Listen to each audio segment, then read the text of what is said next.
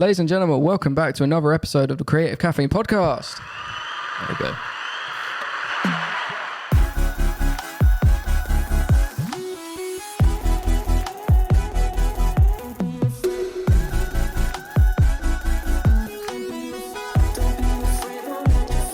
We'll fade it out today. Won't be lazy. We'll fade it. The last few times we've been lazy and just went, stop. Oh, it's horrible to listen back to. Yeah, I had to fade it down on the last one. But luckily we just put our intro thing in it and could fade it in. How you doing, man? Yeah, I'm good, thanks. How are you? Not bad, mate. Not bad. How has your week been? What have you been shooting? Have you been shooting? Or has it been an editing day? It's been quite an editing week, to be fair. I'm in shooting in Chelsea on Saturday, but up until then, not really got a lot on. Chelsea, yeah. Bougie. Yeah, no, I was excited for that one because just nice scenery. Nice. Or it's not going to be because it's in a morgue, like not an actual. Well, yes, an actual, but like an abandoned one that is now owned by the University of Chelsea or whatever, and then we've basically like booked it. An abandoned morgue. Yeah, it's interesting. They just do art displays and stuff in there apparently now, so we just booked it for. Love it. Is it video? On a lighter note, we've got a guest in today. We're not on Riverside. We're not in Australia. We're not in Canada. We're in the UK. We're back in the UK. We have got an empowering boudoir photographer, and it's Tigz Rice. That was a mouthful. We forgot the crowd cheers. There we go. Tigz, welcome to the podcast. Thanks so much for having me. How are you both? We're very good. We are fueled with caffeine. We're doing well. Yeah, I've got my my hot chocolate and my non-caffeine. Love it. Drink today. Cheers. I can tell just by the size of the cups where that's from. Yeah, Coffee Lab. That is useless.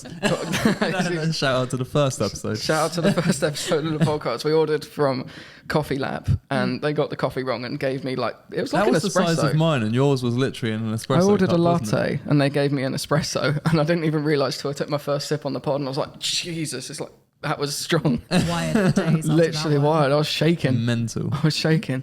Tigz, welcome to the podcast. How has your week been? Yeah, it's been good. Mostly building websites this week. You're in the same boat.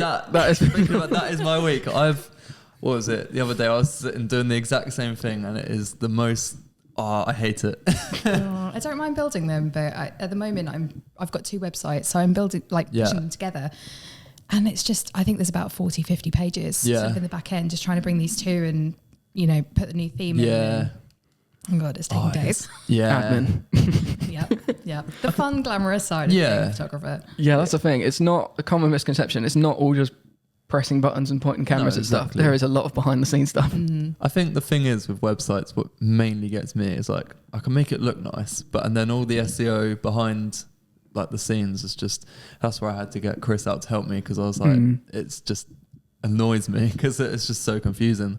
But because I literally came to him with my website, I was like, oh, it's all presented nicely, but no one can find it because it's got no landing pages. It's got nothing that anyone can actually find. No keywords. Yeah, no, exactly. Yeah. So, but yeah. There's a really cool app that I found. I can't remember who recommended it to me now, but it's called SEO Edge.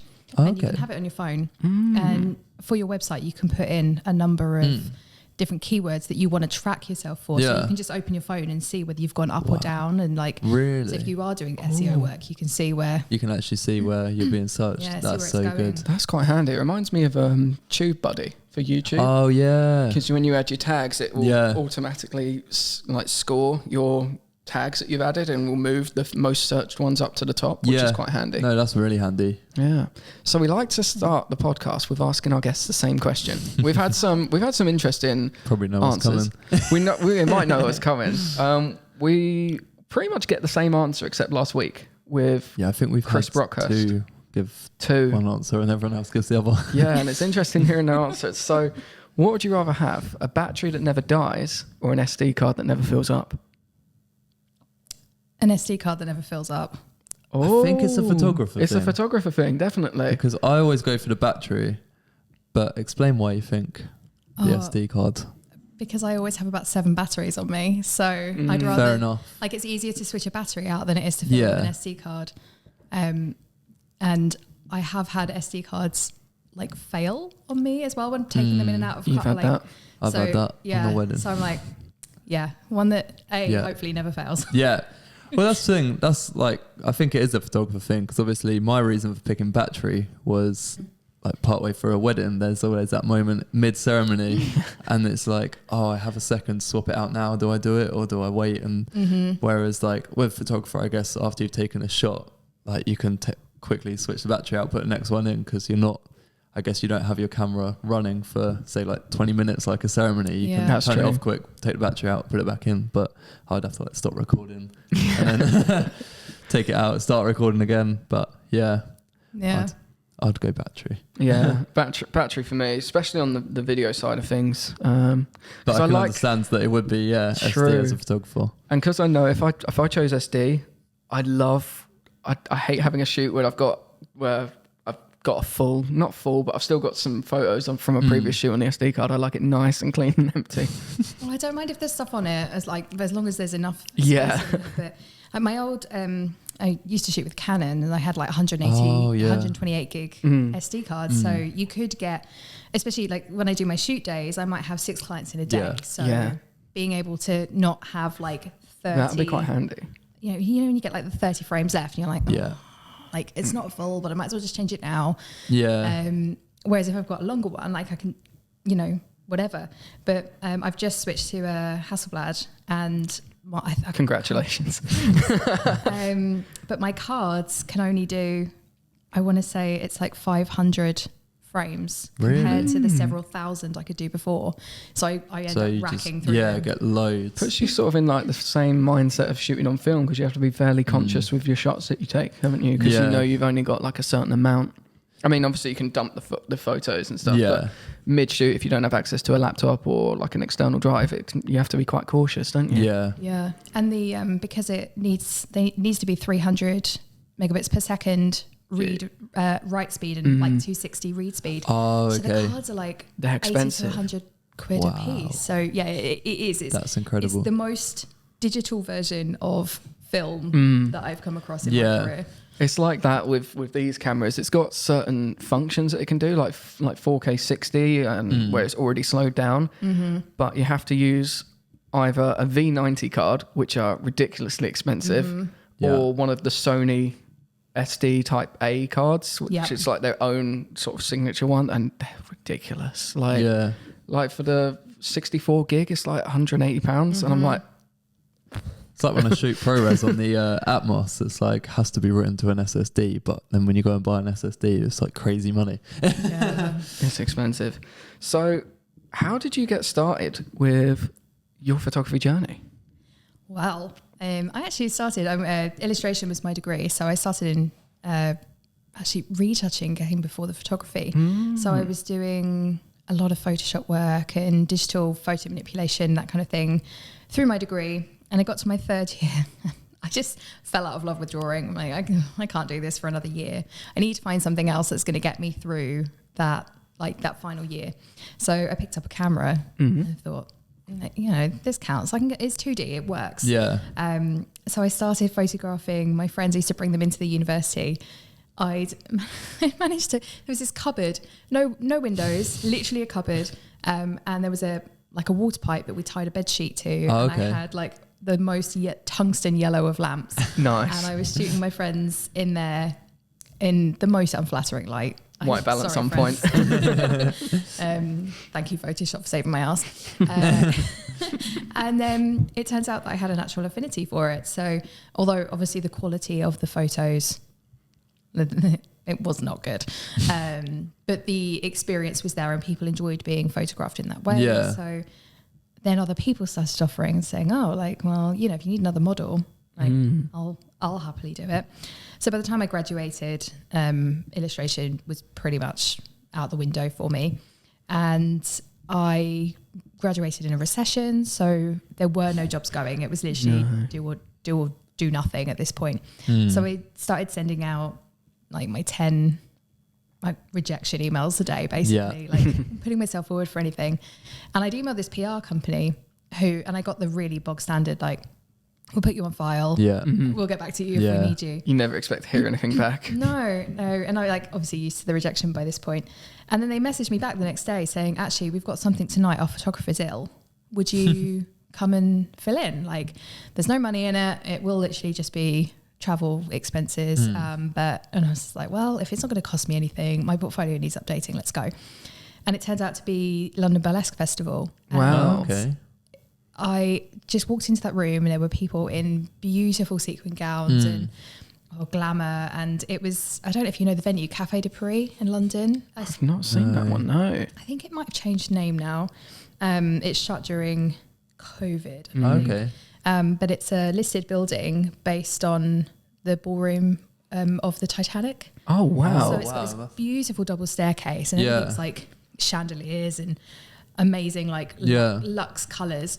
And I loved it. So I thought, well, I'll see if I can blag my way in for the rest of the week with my camera, as you do. And just networked, made loads of friends. And off the back of that, I got about 150 clients in my first year and was able to leave my job. I had a part-time job sort of teaching. And by April 5th, end of the tax year, I was like, well, that's it. See you later. Done. I'm done. Yeah. So, that's quick. Yeah, I was That's really lucky. quick. I mean, obviously the work was put in, but That's really good. That must have been like the best feeling ever, being like, see ya.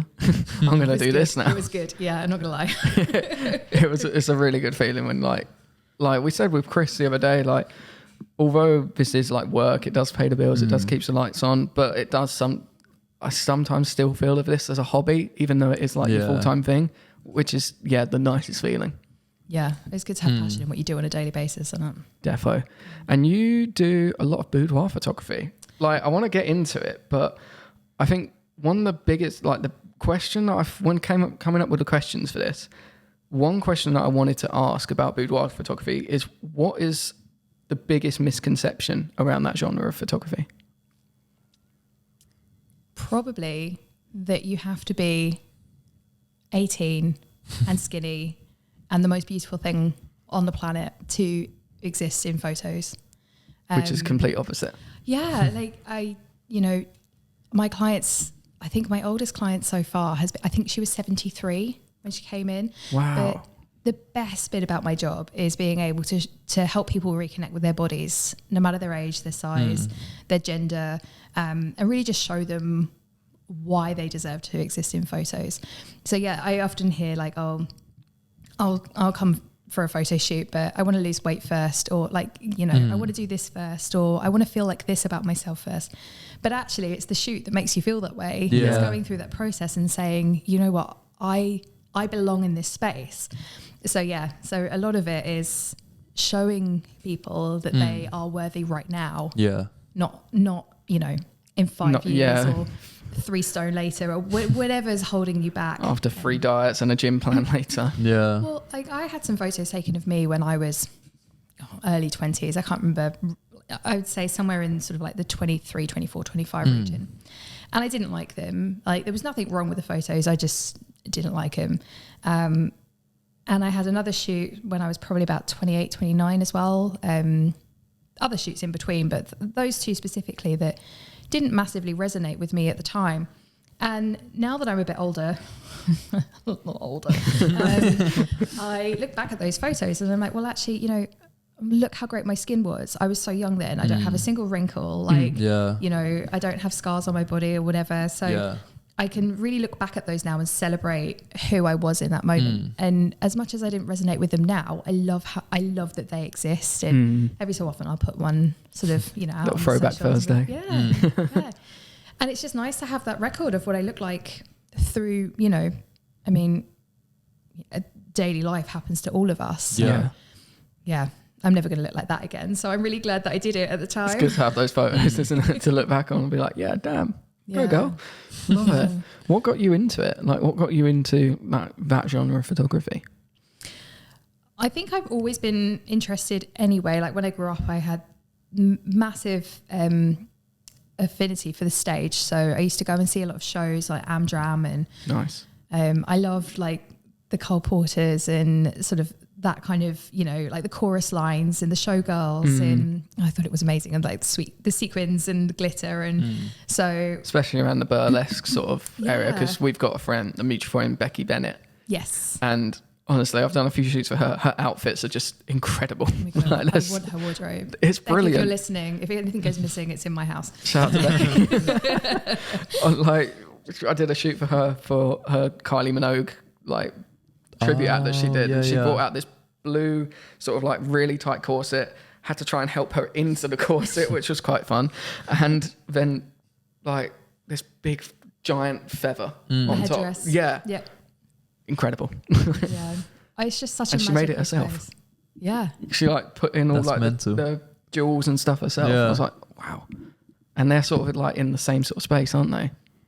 Yeah, so I definitely came from the burlesque space first. Like that's obviously natural progression was there, and I spent 10 years touring the world, photographing some of the biggest, like world's famous burlesque performers. Yeah. And people started us saying, well, I'd love to do that, but I'm not a burlesque performer. And it's like, well, you don't have to be. Like, come in, let's try this, you know, see how you are in the camera. And I then realized that the best thing about the burlesque industry was how much support and encouragement there was, and that bodies of all shapes and sizes were celebrated. And I'd be doing a massive disservice if I wasn't using those skills to make everybody feel that way, not just the ones that are on stage every day. Yeah.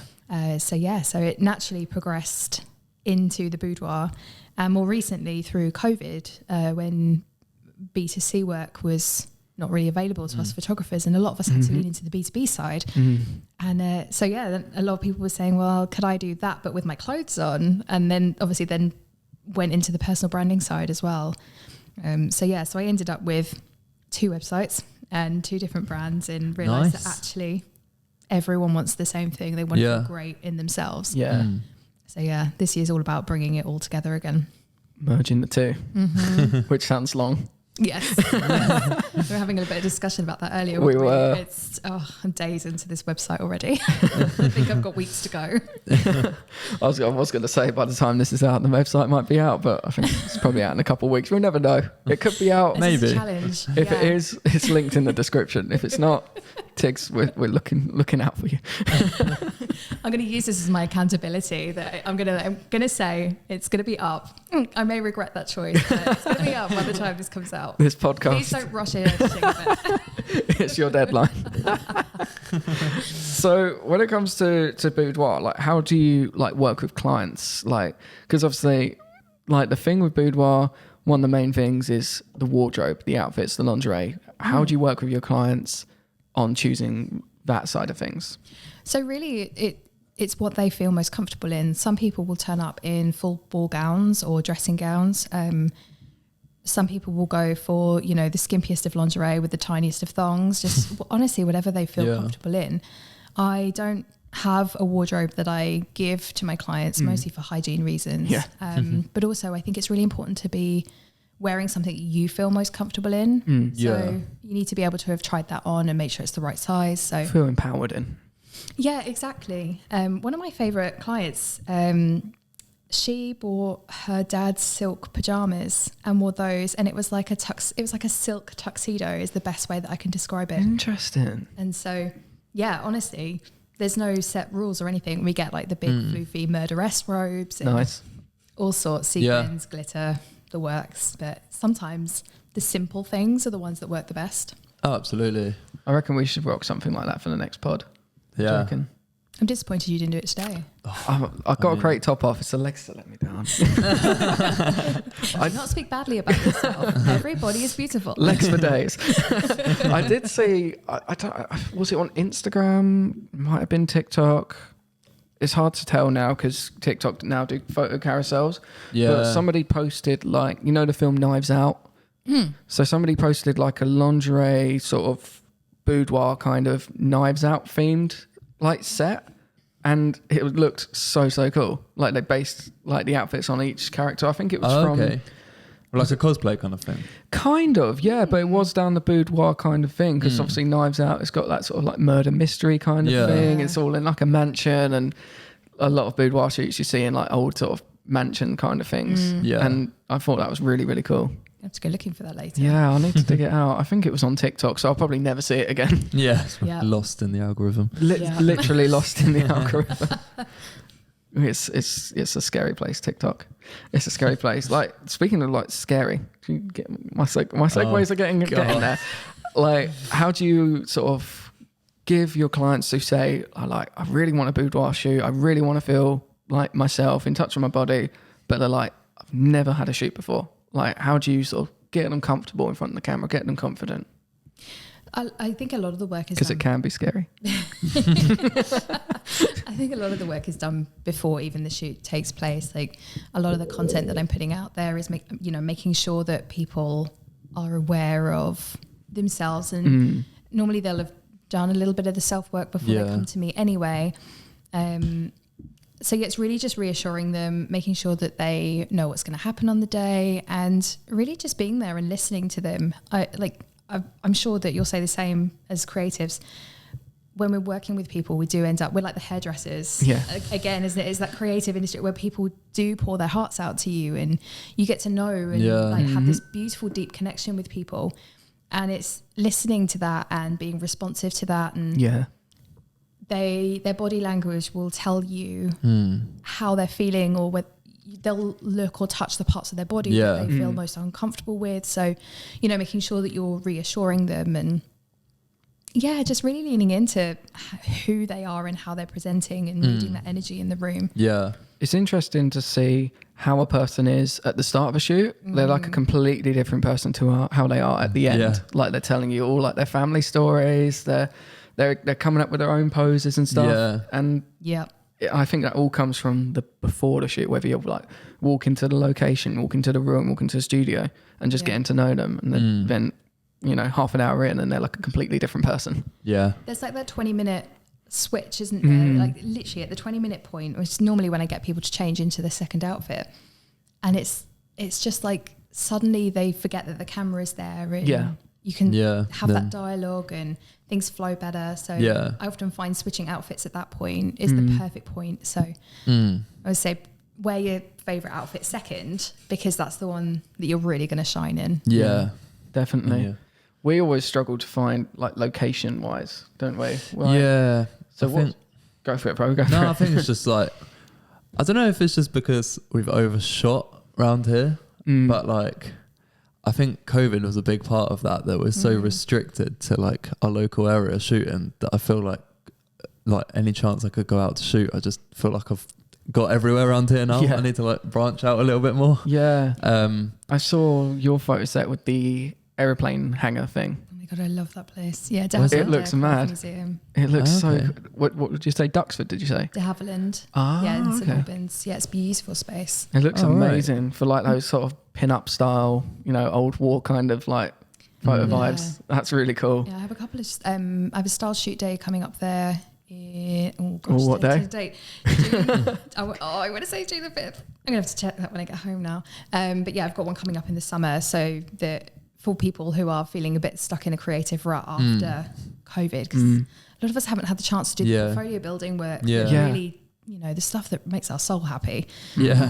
So yeah, I've organised a couple of those, but one of them is there. And I've also got some pin-up days, so you can actually go and be the pin-up model and go and pose. So, and I do know those. They're September and October. So, link in the description. I've been having a bit of that like creative rut, a little bit recently, but it's just, I don't know. I think it's because I've like so overdone myself with weddings that I'm like almost begging people for like other kind of work now, rather than just solely doing weddings, because it's so. I enjoy it, but it's so. They're all so similar in the way that they're edited and filmed. So yeah, I think it's caused me to be a little bit like, I just want to do something else. Even just like as a bit of just portfolio stuff, just to enjoy doing a different type of shoot, I think. I'm going to totally role reversal on you. What would you love to shoot? Like what's top of your creative like wish list right now? I feel like there's so much, but I think music videos is what I mainly love enjoying. Just because I feel like there's so much you can do, and like I feel like I just love making a narrative out of a song as well, because it's like whenever I listen to a song, it's almost like you almost imagine it in your heads, don't you? And then just kind of trying to capture that and see how close to what you immediately think of the song, try and see how close you can make it to that. But yeah, no, I love music videos. It's just I don't think they're as round here, I don't know, you can earn more from weddings. I think that's why I kind of got sucked into weddings. Yeah. But for music videos, not everyone's really got the budget, so I could live off doing it. Well, unless you got like really big people that Beyonce's calling. Can budget it, Yeah. But like that's the thing. Whereas like weddings, everyone splashes out on their wedding day, don't they? And it's like, well, to be able to quit my part-time job, I'd have to do something like weddings to move over, I think. Yeah, I think, do you know, honestly, I think there's money, there is money in all types of photography. Yeah, it's just putting it out there it's finding the right crowd and finding the people, because like, you know, I've definitely worked my way up in terms of my price point and sort of the service I offer. And I think it's out there. Yeah. I think when you're first getting started, like you're like, oh, I'll do this shoot. Oh, it's fine for expenses. Oh, I'll do it for my portfolio. But then after like a certain amount of years, months, you know, I'm definitely at a point. Doesn't pay the bills. I literally had that the other day. I didn't name names, and I'm not going to name names here. But I had how do I put it? I'll say reality TV star. Slide into my DMs. 2.5 million followers. I've done a shoot where this person was at there before, and I know how much they were getting paid for that shoot, just to speak. And they slid into my DMs and said, can you do a 2-day shoot for videos and photos for social exposure? And I was like, no. And that's that point. You get to the point in your career and life where you know your worth. Yeah, that's. I was going to say, go on. Oh no, I literally was going to say, like, I think there's always a place for collaboration, because there's always going to be things that, you know, as creatives, we thrive off that, and really you can push yourself on creative projects, but you are on a client brief. Yeah. So there will always be a space for collaboration, but both people have to be bringing something to the table. Yeah. And it really annoys me when they do that, because it's like, obviously I went to college for like 2 years and I went to uni and like paid to study film, and then when they're like, they don't understand why they got to pay you back, but then it's like, well, it's social like, because it was a little while ago, someone was like, oh well, it was like in loads of magazines and stuff, and I don't want to give it away, but in certain places, it was in lots of magazines, and then he was like, oh, like the magazines will give you exposure and stuff, like put your watermark on it, or give you credit. But I was like, that's not really going to help me out now, because I was like, it's out of wedding season, like especially I can't afford to not be paid for stuff, because I'll never quit my job otherwise. Unless like the shoot was saved for like at like a super dope location that you like would unless never it's get actually the chance going to help you out and help your portfolio. But it's you can easily get sucked into it. I think if you start doing one bit of free work, they'll be like, oh no, like this guy will do it for expenses, and then you get loads of people messaging you, won't you? So yeah. But you both register for DAX as well? Yeah. Royalties. So if your work features in publications, this year's one's just finished, but so next February time, you can register. So if your work appears in magazines, basically you can claim part of a fund. So it's a really great way of topping up income on shoots as well. Oh, okay. Oh, nice. Yeah, that would be quite handy actually, because I am mainly video, but like this year especially, I've done a lot more photography as well. So I haven't really looked into much like anything photography wise, like for magazines or anything. But no, that'd be really handy. Thank you. Definitely. Little tip, learn something new every day. I just want to ask a huge favour. We're a relatively new podcast, and it would be incredible if you could support the show by giving us a like or follow or subscribe on whatever platform you're listening to or watching us on. And if you could give us a review, that would be even better. It helps us get up the charts. The bigger the show gets, the bigger the guests get. The aim of this show is to give you guys value. The bigger the guests we get, the more value you guys get. It would be amazing to have your support with that. So without further ado, back to this week's episode. Going back to like shoots and stuff, what would you say is the most important part about a successful boudoir shoot? Connection. Yeah. It really does.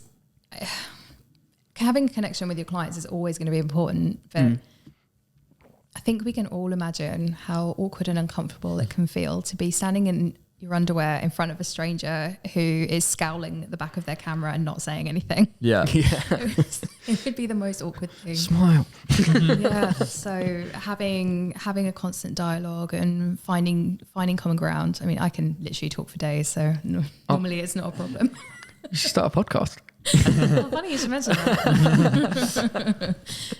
But yeah, it's like it is the connection that is the important part. So always making sure that I try and find common ground. Yeah. Even like during the hair and makeup phase, and I know that not all photographers will be around during that point of the shoot, but that's the point that they're settling in and they're making connections with the people in the room around them. And also I find that because there is that tactile relationship between the makeup artist and the client, sometimes it's better for the makeup artist with consent to be going in and making adjustments rather than me as well. Yeah. So working out what people's boundaries are. Yeah. And they say as well, don't they? Like, depending on how far you put your arm out, like to shake someone's hand, you can kind of tell where people's personal boundaries are. Yeah. Yeah, that's true. So if someone comes in and gives me a really extended handshake,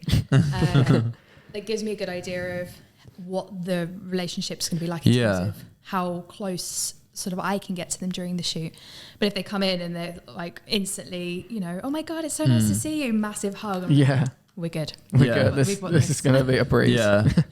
Yeah.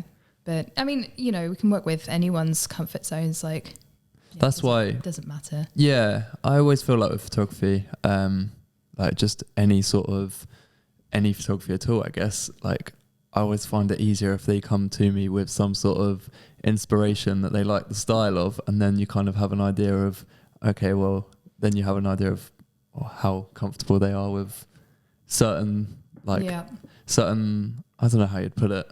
Certain ideas. Yeah, certain ideas and just how they want the photos to look. Because I learned it the hard way. I just hate turning up to a shoot and then not really knowing what their vision is. Yeah, and then because obviously they find it hard to explain because they don't, one, know anything about cameras, and two, might never have had a photo shoot before. So you're almost trying to read their mind, and it's really awkward. Because you're like, we were chatting earlier downstairs at the coffee shop about Pinterest boards, weren't we? Yeah, that's exactly what I mean. Come to me with a Pinterest board. Some photographers, I know there's certain photographers that are like dead against Pinterest boards. If you as much as send them a link to a Pinterest board, they're like, no, I love it. Yeah, I love a Pinterest board. You don't want to copy it, but you want just to know, like, if they, because some people are like, oh, you feel like you're really close to my face with a camera, but really you might actually have like a 10mm lens on. And it's like, no, I'm not actually like if I'm shooting on my 10-18, they're like, you're really in my face. And I'm like, trust me, it's not that. It's like, if you want that sort of effect. But I guess you kind of know if they want like up close or whether they want wide, or and you can also check in with their style. Like I've been doing this long enough now that normally my photos end up on their Pinterest boards that I pick from past work, but you can also get a read for whether or not they've connected with your work or you. And because having done this for 13 years now, like I've definitely got my signature style down. So if someone's sending me stuff that is very brightly coloured, for example, very, very saturated, and my work sort of sits very much in sort of like the neutral tones and somewhat understated colour, like it can open up that dialogue and say, okay, right, well, you sent me this, what do you love about it? Is it the colour? Is it the style? Is it the framing? So all for the Pinterest board. I have a secret Pinterest board. I make so many secret Pinterest boards. I've literally just painted my bedroom. Very off topic, but I've literally just done up my whole bedroom and based it off like a nice little secret Pinterest board for inspiration.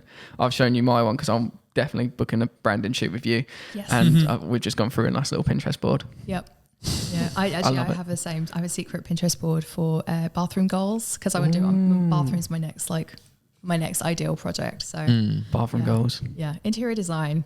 Oh, it's the best. Yeah. It's the best. And now that Pinterest adding video, like portrait video. Yeah. They've started adding like sort of like Instagram reels, but not like the forever scroll kind of thing. Yeah. Yeah. Which is nice. So I keep seeing all these like home walkthrough videos, like these time lapse speed runs going through a house, which are like so satisfying to watch. I love them. I'm actually a massive fan of architecture, so anything that involves looking around sort of period properties, like anything listed, I'm down. Speaking of property, what's been your favourite location and place to shoot? Love a segue. That was a sleek segue. So my favourite place, and I'm there all the time, my friend Ruby runs a Art Deco bar in London, which is it's navy and has like gold features, and it's got like gold palm trees and cream sofas, and like downstairs is a tiki bar, and it's my favourite place. It's so much my favourite place. I actually had my wedding party there when I got married. Love it. Like 5 years ago. So yeah, that one, like, yeah. You'll be paying rent there. You'll be paying rent there. Absolutely. So there, that's probably like, and it's my most requested one as well. So I'm there a lot, probably about once every month, once every 2 months. Yeah. Nice. I love shooting at de Havilland as well, because I mean, also planes, like vintage planes. Yeah. I could spend days there. There's so much you could do there. Yeah, and then just honestly, really like listed hotels, like, you know, the ones, it's normally the suites, like the ones they haven't done up for like 30, 40 years. Yeah. But like the over the top extravagant wallpaper and the 4-poster beds that have like 1817 like carved into them. And like a good old rustic. Still got chips and dents in the like the bed legs and all that sort of stuff. Yeah. Drapey curtains, but in a nice way. Yeah. Not like run down sort of curtains. Yeah. The ones where you can create a nice looking silhouette from. Yeah. Yeah. And honestly, if you show me a good building, like I'm straight there. And what's your like dream location? Like we've been to ours. We've been to Iceland. We were chatting Iceland earlier. What's your dream location to do a shoot? Like, I mean, Iceland is good. Yeah. But Japan has my heart. Actually, my dream shoot. Which you've been to? Yes, and did my dream shoot a couple of weeks ago. Why, thank you. So I've always wanted to photograph geisha. And I went out there December 28th, was out in Kyoto photographing a maiko in the streets of the Gion district, which, because they'd only just opened the borders, that, you know, it was absolutely quiet. I've never seen it. So perfect, saving time having to Photoshop people out of the background, which is always nice. Yeah. So yeah, it was incredible. Like, I think that shoot's going to live with me forever. But the architecture out there is amazing. It's all like, you know, dark wood and like, it's just stunning. I was literally thinking about that the other day, like the lengths that filmmakers and photographers will go and get a certain shot, because I was just like on a family holiday a little while ago, and like, because my mum's a photographer as well, so there was like a good 5 mile-ish walk to get to like a really old unused like lifeboat HQ station, and like the rest of my family were like, oh, why would you walk like 5 miles just to go and take a photo of like a rough, like. And me and my mum were like, no, we're going because it's like, shot. But that's what I enjoy, like kind of almost this really long kind of scenic walk down to, and then when you get there, it's like you absolutely cover it in photos, because you feel like, oh, I've taken so long to get here, I have to like get every shot. And that's why I really enjoyed, Dungeness in Kent as well, because I like all the sort of weird, odd sort of architecture of just, it all looks so just weird. I don't really know. It reminds me of like the middle of nowhere in Iceland, isn't it? Like, we did the same when we went to cast iron Northern sort of Lights, buildings. Yeah, and it's all, it does look a bit like Iceland, just loads of cast iron houses just sort of dotted around, and they're not really, they are used, but they don't look used. Well, speaking of lengths that someone will go to, because I completely agree with you. The real pleasure in it is, you know, doing something that no one else has actually had the inclination to want to do. For this shoot, I spent 18 months learning Japanese so I could direct the model. Oh my God. Honestly, I guess if it comes to the lengths photographers will go to, I guess that kind of proves it. Wow. True. That's commitment. I was going to say, give us some Japanese. Konnichiwa. Watashi wa Tigz desu. Hertfordshire ni sonde imasu. Chiegyo no shashinka desu. Yeah, same. I was just going to say the same. But well, actually, same for both of you. I said my name's Tigz. I live in Hertfordshire, and I'm a self-employed photographer. So there's the intro. That is incredible. And it's not easy to learn. I've spoken to loads of people that have learned like Japanese, and like it's a different alphabet, isn't it, as well? So yeah, they have 3 alphabets. Is that the country that we read right to left rather than left to right? Or am I thinking something else? They write down, so... Oh, that was it, yeah. So you start your books at the other end. And interesting. That's so strange. Learning that must be a nightmare. I don't know any Japanese, but I think I know 1 to 10. Is it ich, ni, sun, si, go, lark, hitch, hutch, q, ju? I've messed up. You're fluent, off you go. You're pretty much there. What did I miss 7 out? is nana, but yeah. You're booked, so you can go. I'm going to Japan. That's all you need. Pass the test. But yeah, one of the... I've been learning for a while, still going actually, because I've determined that next time I go out, I will actually be fluent. Yeah. But I'd learned how to say, look this way, look over there, like do this and whatever. And I'd forgot to learn how to say, please switch your feet. Which thankfully, there's a lovely guy called Peter, who is a photographer who lives out in Kyoto, who helped organise the shoot. And he's fluent in Japanese and English, so he was just like Gyaku. That must be so nice, just like knowing like a handful of languages. Yeah, like I'm completely randomly off topic, but I was watching the news the other day, and all like the Gary Lineker and all the football stuff, it's all over the news and stuff. And then somewhere on my timeline, it said that Thierry Henry, you know, Arsenal player, knows 5 languages. Didn't even know. I'd like imagine just being able to pick and choose which language you want to talk that day. Like, unless I guess like for them they travel so much as well that it's almost I'd almost feel like they need to, because I'm quite a big Liverpool fan. It's just like like when you're traveling that like for that many games, like obviously in the Champions League you'll be in like different countries all the time, and not knowing the language would really frustrate me, I think. So I feel like I'd almost go to the effort of learning it. And then like if you become like a pundit after your career as well, like Thierry Henry, I guess that you spend a long time in other countries. So I don't know, I reckon he could just be like, oh right, I'm on, I don't know, French TV. Well, he's French, isn't he? But isn't it John Cena as well that's like fluent in Chinese? Yeah. Yes. Yeah. I'm sure I saw that on TikTok somewhere in the algorithm. I'd love to see him speak that, but you don't see him, do you? So. No. Oh, God. That was a really bad one. I'm sorry.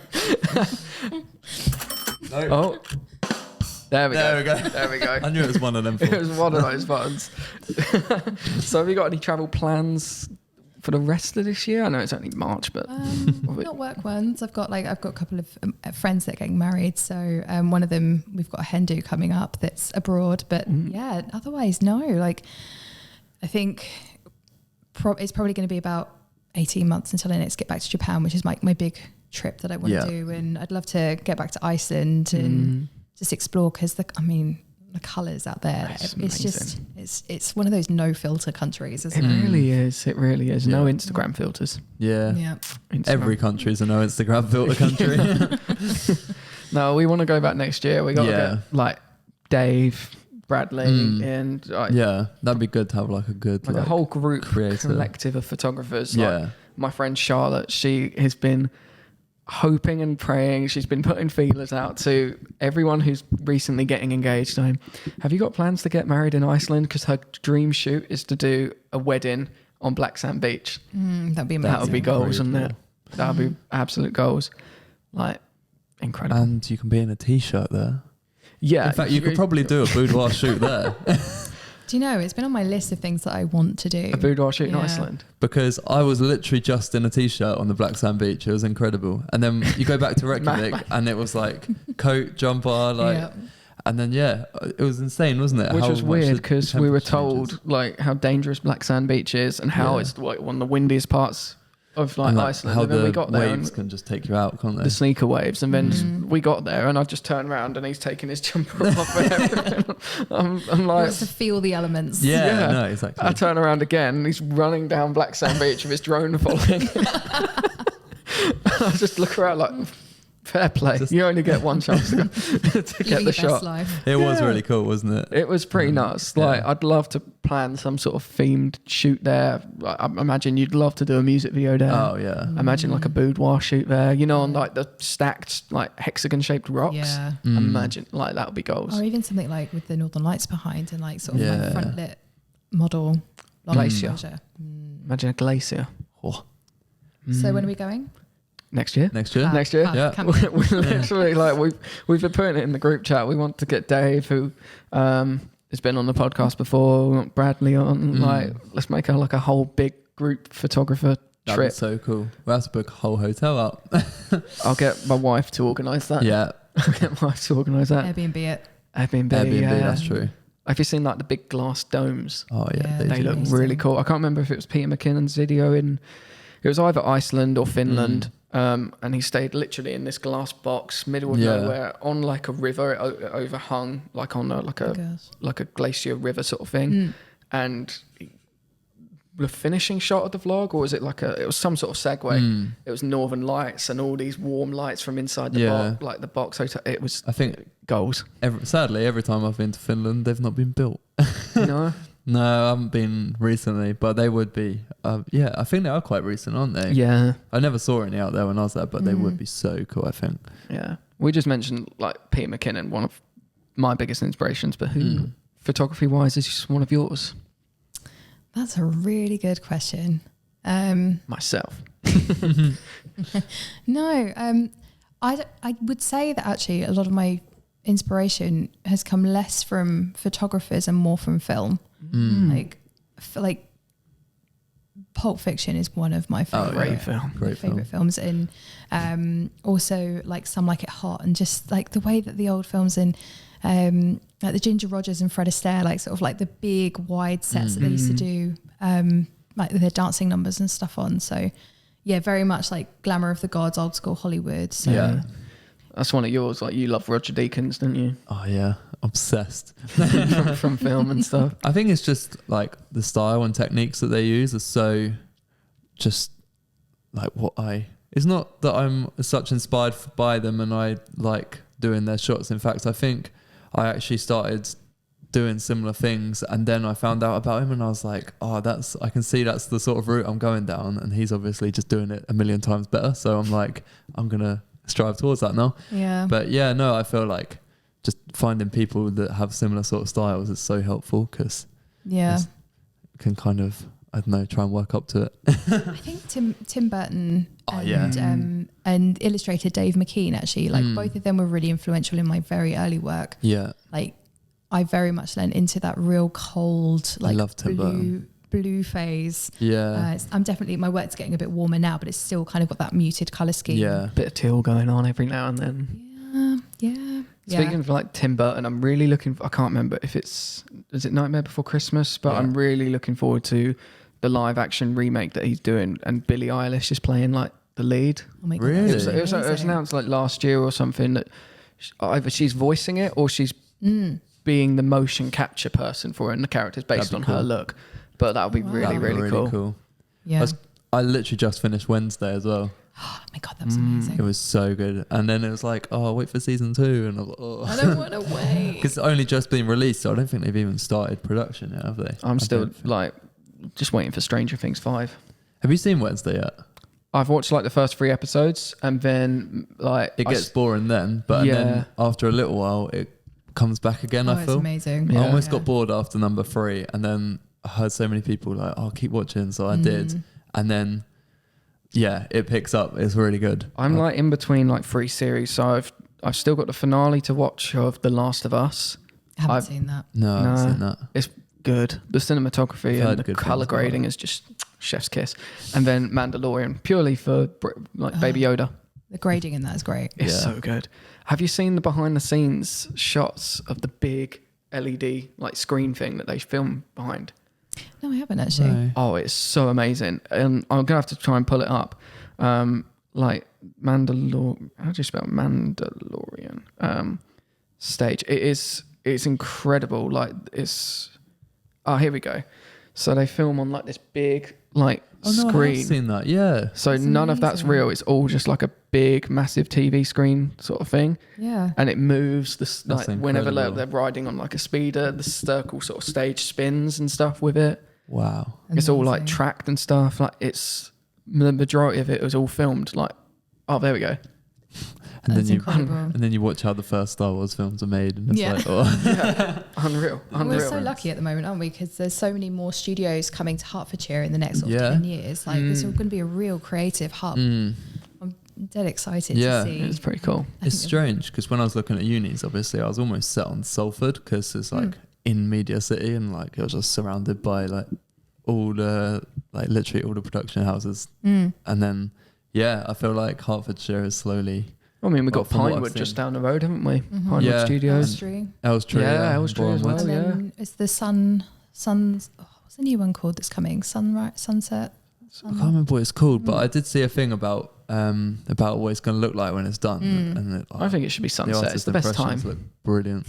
It's the Golden best hour. time Golden to Golden Hour Studios. There we go. That's a little.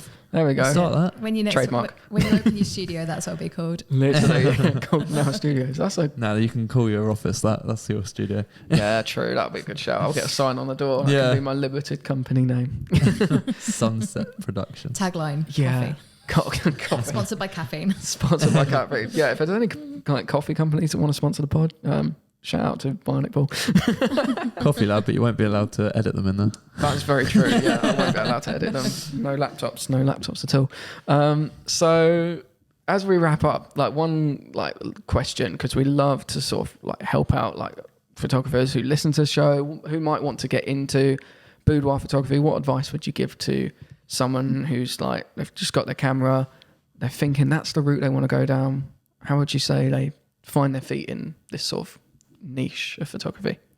I mean, honestly, it's trying, isn't it? It's putting yourself out there, making sure that people know that you're available. And I always say, like, I mean, it's a very well-known fact that what's in your portfolio now, it takes about 6 months for that to become your current work. So putting yourself out there, you know, reach out to people, ask. It was the same with me when I first started. I had no portfolio to go on. There weren't many people doing burlesque/boudoir back then either. So it was literally like, I want to do this. Who's interested? Does anyone want to have a go? Yeah. And obviously, you know, if you're working with people sort of in underwear and stuff, just make sure everyone's. It's quite a hard one to put feelers out for, isn't it? I know, like, yeah, just make sure everyone's coming at it with enthusiastic consent. I think that's obviously the main thing to make sure you've got, but you never know until you try, do you? Like, put yourself out there and see what happens. Very true. I was thinking that it's quite strange because obviously if you want to get into portraits, I could just be out with you and like, oh, I kind of like take a picture, and you can kind of build a portfolio. Just by and you being can out. message friends Whereas and you family. can't be like, oh, take your clothes off. Like, I want to build a portfolio of boudoir. Like, you actually have to approach the people without having done any work, I guess, to start it's like with. when you have to get a job, but you also have to have like 10 years experience Yeah. to get the job But first. it's, you can't just go out in the street and take someone's photo like that, though, can't you? Like, you have to, like, kind of make it without a portfolio to begin with to be able to get into it. To I then guess. approach people with your portfolio. Yeah, no, I guess it's. There are definitely, you know, there are style shoot dates out there. There are people that do like sort of like modeling days. You can Like hire yourself. a professional. Yeah, like me. Helps out massively. But also like self-portraiture as well. Like, you know, it's really important to know how it feels to be in front of the camera, and you need to go through that to know how vulnerable your clients are going to feel. So go have a shoot, like do it yourself, and then start reaching out to people in the way that you would feel comfortable being approached. And, you know, it's not for everyone. It might take you a while to find people, but you know, all you have to do is ask politely, and I think They can only say no. consensually. Yeah. I think exactly. even like as simple as our YouTube channels and stuff, that really helped me with thinking, like, it makes you think of how just on edge it is sometimes in front of camera, that you're almost like, I don't know, you understand the people you're shooting more, don't you? And when you've done it yourself. So yeah, I feel like that helped out massively just for doing YouTube. and keeping it fresh as well. Like, Yeah.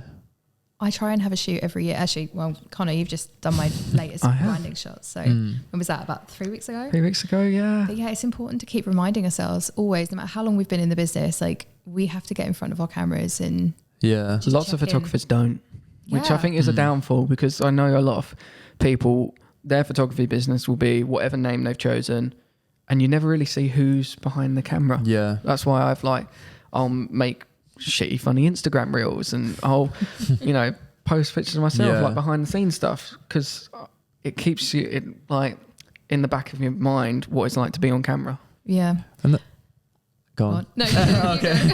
No, I was just going to say, it's because we were saying about doing like a shoot day, weren't we, as well, which would be helpful, because we'll obviously, there's a couple places that we have in mind, and like, we could literally just go down and just take a load of pictures of each other, and then like we can just, it's practice in front of a camera and behind camera, I guess, isn't it? All in one go. So out of context, that sounds very Jeffrey Dahmer, but we're photographers, so it's okay. I for a long time at the beginning of my career, I don't know about you both, but I think my photography I was the one with the camera. I turned up back in the days where we dumped everything on Facebook and made Facebook albums. Yes, Facebook albums of nights out, and everything went in there, and you slyly untagged yourself in the morning. I was the one with the camera because I didn't necessarily want to be the one in front of the camera at that time. And I feel for a lot of photographers it's the same. And when I was starting out in the burlesque industry, obviously I'm photographing people who are on bright stages while I'm in the dark behind a 70-200mm lens. So I knew who all these people were, and they had no idea who I was. And I remember there was a series, in a short period of time, several people turned up and had agreed to do a photo shoot with me. Turned up and went, "Oh, you're a woman." I'm like, yeah. Oh, but because Tigz isn't a normal name. We didn't know. We just assumed you were a guy. So it's a pleasure to meet you. Yeah. And it made me realize at that point, I'm probably going to have to get up behind the camera. Have to put myself in front of it. That was my wake up call. Which is harsh. Not harsh, sorry. Which is hard because most photographers, I know a lot of people get into photography because they like to be behind the camera, don't they? Yeah. It is strange, isn't it? Because I used to play a lot of hockey as well, and it's strange when you don't know who's taking your photo, and then because obviously people just snap throughout the game, and then you end up just seeing random photos of yourself, and you're like, okay, but when you don't know the photographer, even if you go onto their website, you don't see them, all you see is their work, isn't it? So, but yeah, no, I feel because even Dave did a little while ago, he put a post up, I think, saying oh, no one really knows what I look like, so here I am. Because you put your introduce yourself again kind of post, and especially I feel because I'm only 21, so not many 21-year-olds are wedding videographers, I don't think. So I think a lot of the time when a couple hire me and then I turn up, they're like, "Oh, you're a child," almost why are you shooting my wedding? They expect anybody said that to you. No, but I have had a few people be like, "Oh, you're younger than I thought," and I was like, well, yeah, but I have just finished, I say just finished uni, a few years, but it was more when I first came out of uni, and then I think they were expecting someone way older, that had done, way more experience than me. But yeah, no, it is strange. But and then at that point, I didn't really post anything of me on my business Instagram, so it was. Yeah. Do you think that helped? Do you think it stopped you from posting because people were giving you those? Possibly, but I think it kind of almost helped, because I feel so many people base stuff on experience that maybe they would have been "Oh, you've only just finished uni." That's why I try to refrain from using the word student as well. Because if I say "Oh, I finished uni a year ago," or whatever, then they might be "Oh, you don't have as much experience." But I didn't really take much out of uni in terms of learning anything, because I was just, I was shooting freelance while I was at uni as well. So I've got more experience than I think people think, because they might think I just started after uni, where I was actually all the way through college and uni I was freelance shooting anyway. So yeah, set yourself up ready to go. That was a good thing. We actually got graded, there was a module on work-based stuff, so we kind of got graded. I got graded for doing music videos, which was what I enjoyed, really. It's win. Yeah, my side hustle when I was at uni, because I did the same, I was working through but it wasn't photography based at all. But really? It was designing flash games. Okay. And what else did I do? I did a little bit in a fashion house in London. Lots and lots of Photoshop stuff. I once designed a Christmas, like corporate Christmas card and stuff. So nice. there's some really cool projects in there. But That is so cool. By the time I graduated, I started my freelancing December 2009. I left uni I graduated in November 2009, but like I'd finished in the summer. But I had a portfolio of stuff at least to fall back on already at that point. I'm so grateful that I did. And not that any of it was photography based. Yeah. Still helped. Yeah. Different avenues though, which is good. I've got so many friends that are struggling now since finishing uni to find work though. And it's like, I just come out of uni. I don't want to get a job for anyone else. I just want to work for myself. And then, I feel like they're struggling because they literally relied right till the last day of uni. And they're like, right, I'm not in education now. I need to get some clients. And they're like, it doesn't just come to you. Yeah, you gotta hustle first. Whereas like, I feel like I made quite a lot of good connections while I was at uni, so that when I came out of uni, I already had some word of mouth for shooting weddings. So that when I came out, I already was just getting some bookings in because I'd already done a few while I was there, which helped out massively, I think, just getting in early. Yeah, absolutely. Waste no time. Yeah. Facts. Yeah. So what have you got coming up, Tigz? Other than a big website merge, what have you got That's coming a up lot of work. in the pipeline? I've got quite a few branding shoots coming up over the next couple of weeks. So Nice. a lot of branding things. I've got some shoot days coming up. So I have like my makeover days. There's a couple of those dotted through the year as well. Your incredible book. Oh, my book. Your yeah. book. My well, if we're going to go into incredible, my award-winning incredible book. There we go. Don't forget to fade it out as well. Oh yeah, we've got to fade it out. Darth Vader. Yeah, so Striptease was my that was my 10 years in business. So released on December the 1st, 2019, just before lockdown. Everything went to shit. Yeah, I still haven't actually done a tour, like a book signing or anything, because I just didn't have time to fit it in before. So you're now an author as well. I am an author. Award-winning author. Award-winning author. Well, Yeah, you can't I leave that don't really out. use that very often. Well, I guess if we're not so humble bragging, I've also been named as one of the top 100 female entrepreneurs of the year. By Very nice. F Entrepreneur and Small Business Britain. Get that out there. Yeah. Yeah, so Good for the resume. Definitely trying to get out there at the moment and be more visible. And I think it's important to use that as well. I thought when building my website, kind of revamping it with Chris, because I got the Hitched Award as well. And it was like, Nice, why is that not like, thank you. He was like, why is it not like everywhere all over your website? And it was almost like, you don't want to boast, do you? But and then at the same time, you almost have to boast on your website. Big up your accolades, haven't you? Yeah, so I was like, right, I've plastered that all over my wedding page then. But yeah, I feel like you have to use it more than you almost refrain from doing it, don't you? But yeah, I feel like we need to use it more. I know. I need to be reminded sometimes of things. Like I'm gonna WhatsApp you like every other week, being like, You're an award-winning author. and I'll just like cringe into my phone, like Set up an automation. Oh, yeah. Well, on that note, Tigz, thank you so much for coming on the pod. Where can people find you? Obviously, we're going to leave like your links in the description, but for those listening, where can they find you? You can find me at tigzrice.com. You can find, in fact, if you go to tigzrice.com/welcome, you can find links to everything everywhere. Great film. And thank you so much for having me. Thank you for coming on the show. Thank you. Guys, thank you for listening. Don't forget to like, share. I don't think you can comment on Spotify. Can you comment on Spotify? I don't know. I use it on CarPlay, so I can't type anything. Well, like, share, comment, subscribe, and we'll see you next week. Bye-bye. See you later. Bye.